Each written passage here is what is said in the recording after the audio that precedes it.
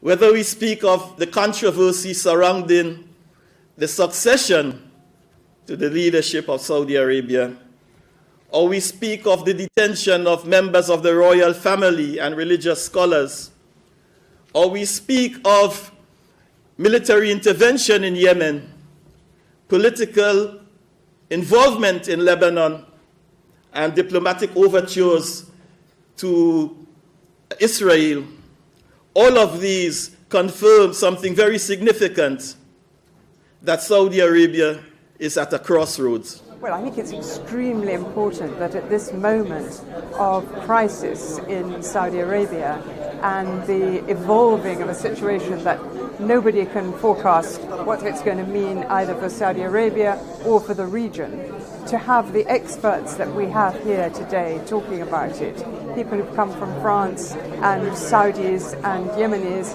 it's really important for people in Britain to understand all this. And I think that the more widely these kind of discussions are broadcast, the more useful it is to the rest of the world.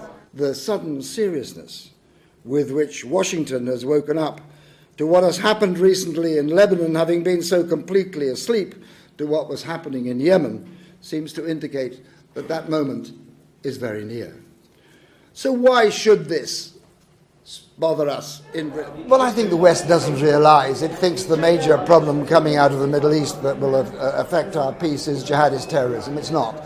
And I've been warning for 3 or 4 years that the growing conflict between religious terms between Sunni and Shia, but in political terms between Riyadh and Tehran, is now the greatest threat to world peace, at least in my view, on a par with that in North Korea, especially if Israel gets involved, and most especially because, as I warned 3 or 4 years ago, if this is a conflict in which the West supports one side and Russia supports the other, you have a regional war with global consequences.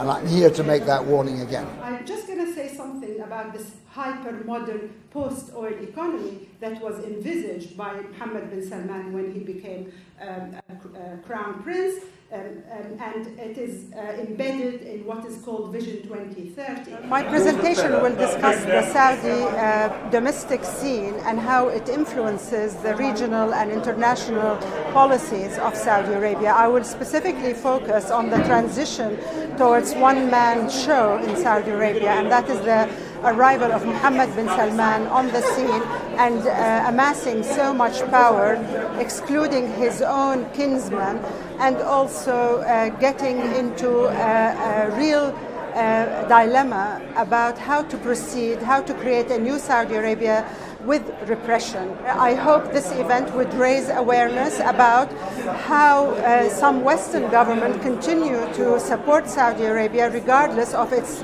abysmal human rights record, and also the main interest in Saudi Arabia has always been selling them arms, cooperating with them for security reasons and also for trade.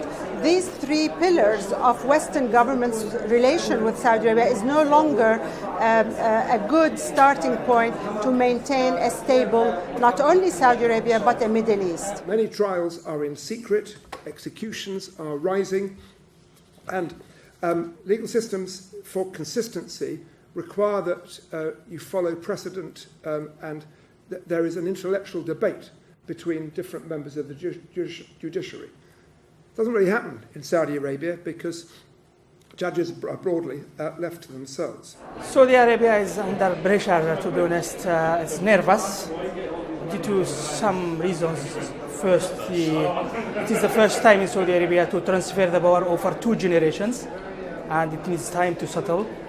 And also the financial situation in Saudi is not that great due to the oil prices, and also the war and the expansion of the Iranian influence in the region as well. I am from Yemen originally, and what is going on in Saudi Arabia directly affects the situation in Yemen. You know that Saudi Arabia at the moment is involved in the war in Yemen, and the war is still going on there, and I believe strongly that the Yemeni situation will impact the future of Saudi Arabia. There is no doubt that the failure to address these problems, these challenges, will have grave consequences both within Saudi Arabia and the wider international arena.